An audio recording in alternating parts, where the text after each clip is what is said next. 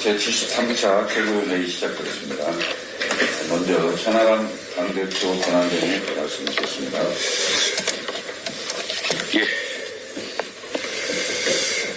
트럼프 대통령식 외교가 우크라이나부터 가자 지구까지 전 세계를 뒤흔들고 있습니다. EU가 느끼는 압박, 우크라이나의 서름은 단순한 남의 일이 아닙니다. 트럼프 대통령은 대선 기간 중에 한국을 머니머신이라고 지칭하면서 한국이 연간 100억 달러까지 분담하도록 협상하겠다고 공공연하게 밝혀왔습니다. 당장 헤그세스 미국 국방장관이 다음 달 한국을 방문한다고 합니다. 방위비 분담금 인상을 거론할 것으로 전망됩니다. 트럼프 대통령 스타일상 방위비 분담금 인상 요구를 무작정 거부하기보다 이를 역으로 이용하는 능동적, 적극적 전략이 필요합니다. 먼저 방위비 분담금 인상과 한미 원자력 협정 개정을 연계하는 방안을 제안합니다. 국내 원자력 발전소의 사용 후 핵연료 저장률은 최고 90%를 돌파해서 수년 내로 저장시설 포화로 국내 원전 가동이 중단될 우려가 확산되고 있습니다. 현재 고준위 방사능 폐기물 처분 시설이 부재하고 건설 논의도 지연되고 있어 단기간 내에 이 문제를 해결하기가 쉽지도 않습니다. 그런데 우리가 일본처럼 사용 후 핵연료의 재처리가 가능해지면 핵연료를 재활용하여 효율을 높이는 것은 물론이고 폐기물도 100분의 1 수준으로 줄일 수 있습니다. 문제는 한미 원자력 협정으로 인해 핵연료를 재처리하려면 미국의 허락이 필요하다는 점입니다. 이는 핵연료 재처리 시 플루토늄이 추출되기 때문입니다.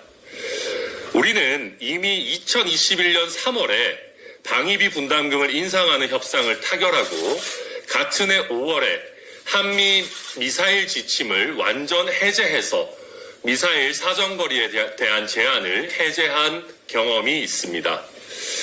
방위비 분담과 연계해서라도 한미 원자력 협정 개정을 이끌어내는 것이 필요합니다. 우크라이나의 서름을 대한민국이 겪어서는 안 됩니다. 다음으로 방위비 분담금 인상과 미 해군 MRO와 연계할 필요성이 있습니다. 헤그세스 국방장관은 방한해서 국내 조선소를 방문하겠다라고 합니다.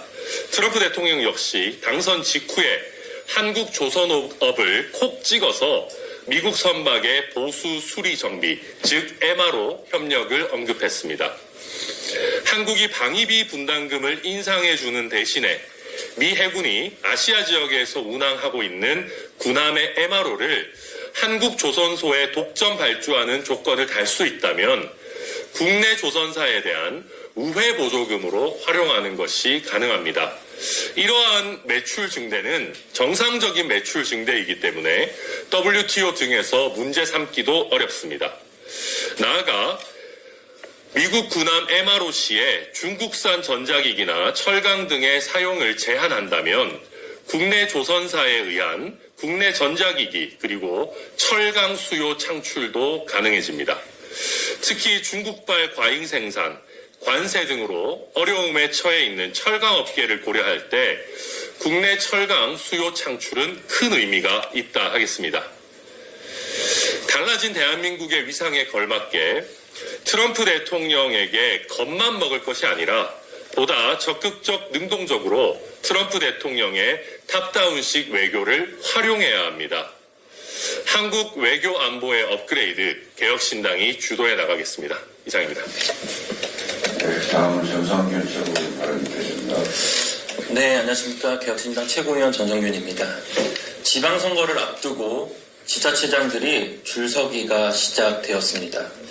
화성시와 파주시에서 최근에 기본사회 팀이 신설되었습니다. 팀은 조례 개정 사항이 아니기 때문에 화성시 같은 경우에 화성시 의회와 어떠한 공감과 협의 없이 소통 없이 기본사회팀이 갑자기 신설되었습니다.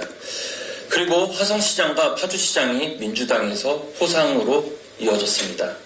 기본사회는 법적 근거도 마련되지 않은 상황에서 추진되었고 대한민국이 현재 저성장 속에서 경제적 어려움을 겪고 있음에도 불구하고 지자체가 기본사회라는 개념을 앞세워 예산을 투입하는 것은 매우 우려스럽습니다. 저는 이를 단순히 포퓰리즘이자 다가오는 지방선거를 앞두고 정치적 행보로밖에 볼 수 없습니다. 화성시는 오는 3월 전 직원 대상으로 이한주 민주연구원장을 강사로 기본사회 교육을 진행한다고 합니다. 공직사회는 기계적으로 중립을 지켜야 하는데 특정 정당의 연구원장을 강사로 하는 것이 정말 말이나 됩니까? 제가 이 자리에서 특정 지자체를 이야기하는 것은 화성시와 파주시를 시작으로 올해 민주당이 지자체장으로 있는 곳에 기본사회팀이 신설될 것이 뻔하기 때문입니다. 저는 이 자리를 빌러 다시 한번 강조드립니다. 성장 없는 분배는 없습니다. 줄서기 하다가 지자체의 재정의 건전성을 해치면 안 됩니다. 지방정부의 정책이 정치적 의도를 뛰어넘어 장기적이고 균형 잡힌 비전 속에서 운영될 수 있도록 해야 합니다. 감사합니다. 네, 회의를 비공개